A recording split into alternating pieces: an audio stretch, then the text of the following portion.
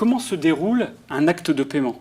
C'est important de le savoir parce qu'en tant qu'acheteur, on voit souvent la partie émergée de l'iceberg, c'est-à-dire comment je vais payer sur un site internet, comment je vais donner mes coordonnées de carte bancaire. Mais ce qui est aussi important pour vous qui êtes e-commerçant ou futur e-commerçant, c'est de savoir qu'il y a beaucoup de choses également qui se passent entre votre site internet et la banque ou la plateforme de paiement. Donc il y a trois acteurs, un internaute qui va passer une commande sur un site de e-commerce, donc là la banque ne va pas du tout intervenir.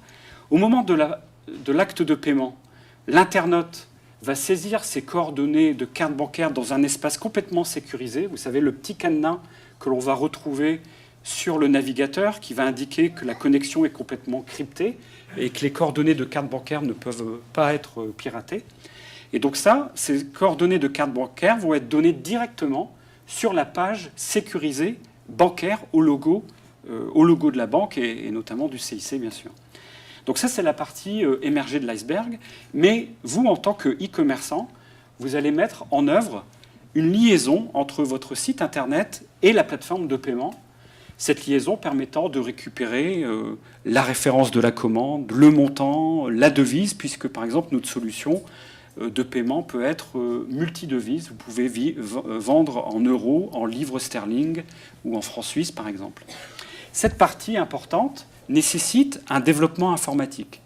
Alors, soit vous allez demander ce développement informatique à votre prestataire informatique, soit, si vous utilisez une solution de e-boutique, notamment les solutions Power Boutique, cette liaison est déjà préinstallée et vous n'aurez qu'à faire du paramétrage dans le back-office de la solution de e-boutique.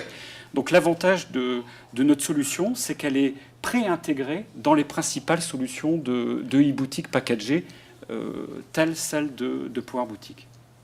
Donc ça, c'est la première phase, je dirais, c'est la phase où on va récupérer le moyen de paiement. Et ensuite, on va faire deux phases importantes. On va authentifier la personne qui est en train de payer sur Internet pour s'assurer que c'est bien elle le véritable porteur de la carte. C'est ce qu'on appelle le 3D Secure, c'est-à-dire qu'on veut être sûr que la personne qui utilise la carte bancaire n'est pas un fraudeur, mais est bien le véritable possesseur de la carte bancaire. Et donc là, on va demander à la banque de votre client d'authentifier son client en lui demandant un code secret qui lui aura été envoyé par email ou par un SMS. Et donc, de cette façon, on va minimiser les fraudes et on va s'assurer que la personne qui est en train de payer est bien le véritable porteur de la carte bancaire. Ensuite, quand on s'est assuré que cette personne est bien le véritable porteur de la carte, on va faire ce qu'on appelle une demande d'autorisation auprès de la même banque, c'est-à-dire auprès de la banque de votre client. On va lui demander d'autoriser le paiement qu'on est en train de traiter. Et donc la banque de votre client va nous dire « Ok, j'accepte le paiement » ou non, la santé financière de mon client ne le permet pas et donc je refuse le paiement. Et donc, après ces deux phases, on va être sûr que c'est bien la bonne personne qui paie sur Internet et en plus, sa banque aura donné l'autorisation du paiement. Donc ça va permettre de vous rassurer, vous, en tant que e-commerçant, et d'accepter donc des paiements avec un minimum de risque, un minimum de fraude.